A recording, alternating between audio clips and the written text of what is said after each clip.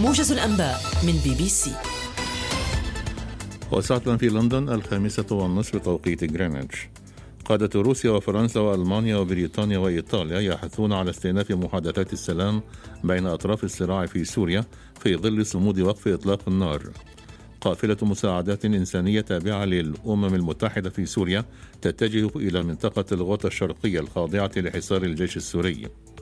رئيس المجلس الأوروبي دونالد تاسك يقول إن اجتماعا أوروبيا تحقق لأول مرة بشأن أزمة الهجرة، ويقول إن رئيس وزراء تركيا أحمد داوودوغلو وافق على إعادة جميع المهاجرين الذين يلقى القبض عليهم وهم في المياه التركية.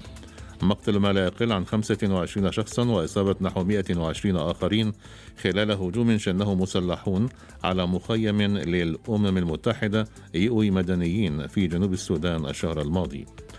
مسؤولون أمريكيون يقولون إن الولايات المتحدة تستعد لتقديم مشروع قرار لمجلس الأمن الدولي لطرد أفراد قوات حفظ السلام الدولية الذين يواجهون مزاعم بانتهاكات جنسية إذا لم يتم اتخاذ أي إجراء للتحقيق معهم. الشرطة البرازيلية تفرج عن الرئيس السابق لولا دي سيلفا بعد استجوابه في قضايا فساد. الإفراج عن رهينتين من عمال البناء الإيطاليين احتجزهما تنظيم الدولة الإسلامية في ليبيا منذ شهر يوليو تموز الماضي. باحثون أمريكيون يقولون إن لقاحا مضادا لفيروس زيكا يمكن أن يكون جاهزا لتجربته على البشر بحلول شهر أغسطس آب أو سبتمبر أيلول من العام الحالي.